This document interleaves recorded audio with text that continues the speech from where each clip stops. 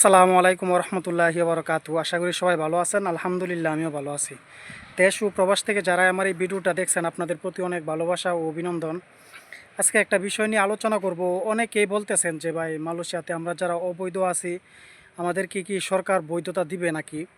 আপনারা জানেন যে গত বৃহস্পতিবার মালয়েশিয়া মানব সম্পদ মন্ত্রণালয়ে যে একটা জরুরি বৈঠক হয়, ওইখান থেকে কিন্তু আমরা একটা গুঞ্জন শুনতে পাইতেছি যে যারা নাকি অবৈধ আছে তাদেরকে বৈধতা দিবে এবং মালয়েশিয়ার কলিং চালু হওয়ার একটা আলাপ আলোচনা শোনা যাইতেছে আর কি, গুঞ্জন।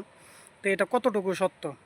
তবে বর্তমান সময়ে যারা নাকি অবৈধ আছেন অনেকে জিজ্ঞাসা এটাও করতেছেন যে ভাই আমরা অনেকে 2025 সালে মালয়েশিয়াতে আসছি, তাহলে যদি বর্তমানে যদি এই 25 সালে সরকার সুযোগ দেয় তাহলে কি আমরা কাগজ করতে পারবো?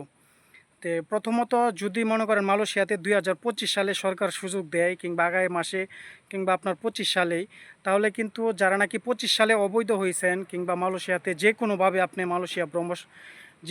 আপনি মালয়েশিয়াতে প্রবেশ করছেন কিংবা ট্যুরিস্ট হোক যে কোনো মাধ্যমেই, তাহলে কিন্তু 25 সালে সুযোগ দিলে আপনারা কাগজ করতে পারবেন না। যদি 25 সালে সরকার সুযোগ দেয় তাহলে কাদেরকে সুযোগ দিবে?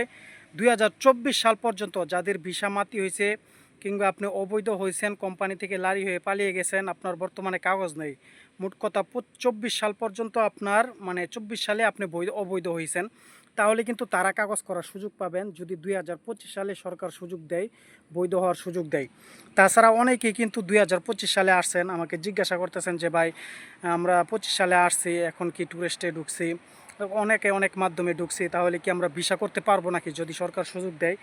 তাহলে কিন্তু 25 সালে যারা ঢুকছেন অবশ্যই আপনারা পারবেন না, কারণ 25 সালে সুযোগ দিবে বিগত সালগুলার 2024 সাল পর্যন্ত কারো যদি 23-এ 20-এ 18 কিংবা 15 যে সময় মাতি হয়ে থাকে তারা শুধু ভিসা করতে পারবে। তাছাড়া 25 সালে যদি সুযোগ দেওয়া থাকে কিংবা সামনে দিবে তাহলে কিন্তু আপনারা সুযোগ পাবেন না।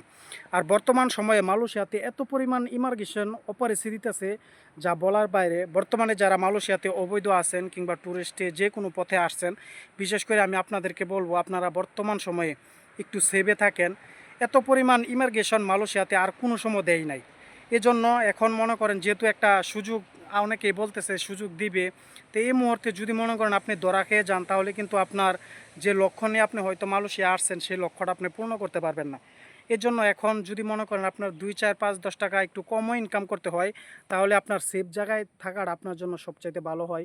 আর যারা নাকি একবারে ডকুমেন্ট নাই, কোনো নাই, অবৈধ আছেন, অবশ্যই আপনারা বর্তমান সময়ে কোনো বাজারে কিংবা কাজের সাইড ছাড়া অন্য কোথাও যাবেন না।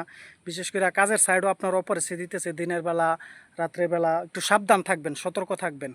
কেন? কারণ যে লক্ষ্য নিয়ে আপনি আসছেন সেই লক্ষ্যটা যদি আপনি পূরণ না করতে পারেন তাহলে কিন্তু আপনি ব্যর্থ হলেন। 4-5 লক্ষ টাকা দিয়ে আসছেন, কেউ 3 লক্ষ টাকা দিয়ে আসছেন। এজন্য এখন অল্প একটু সময় ধৈর্য ধরুন। যেহেতু অবৈধদের বৈধতা হওয়ার সুযোগ দিবে এমন একটা গুঞ্জন শোনা যাইতেছে, তাহলে এখানে আপনার 50%-এর উপরে আশা করা যায় অবৈধদের বৈধতা দিবে। এজন্য অনেকেই কিন্তু ধরা খাইতেছে। আপনারা দেখতেছেন যে যে পরিমাণ ইমার্গেশন দিতেছে, রেট দিতেছে, এটা আগে কখনো দেয় নাই। এমন কঠোর অপারেসি আর কখনো দেয় নাই যে একদিনেই 16 জায়গায় আপনার অনেক বাঙালি ভাই ধরছে। আর বিশেষ করে আপনার যে অবৈধ লোকগুলা ধরে বেশিরভাগই আমাদের বাংলাদেশি ভাই আর ইন্দোনেশিয়া।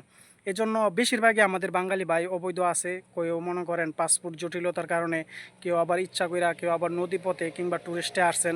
অবশ্যই এখন আপনারা একটু সতর্ক থাকবেন, সাবধান থাকবেন। আর যে কথাটা বলতে চাইছিলাম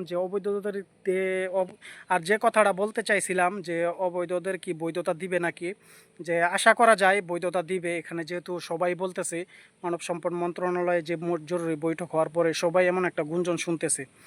আর সুযোগ যদি নাও দেয়, আপনার যে 500 রিঙ্গিত শুধু জরিমানা দিয়ে যে দেশে চলে যাওয়ার একটা সুযোগ সেটাও দিতে পারে। এজন্য যারাই বর্তমানে অবৈধ আছেন অবশ্যই আপনারা একটু সাবধানে থাকবেন, সতর্ক থাকবেন। ইনশাল্লাহ যদি সামনে সুযোগ দেয় আপনারা কাগজ করতে পারবেন। তবে ভালো থাকবেন, সুস্থ থাকবেন। আসসালামু আলাইকুম রহমতুল্লাহি ওয়া বারাকাতুহু।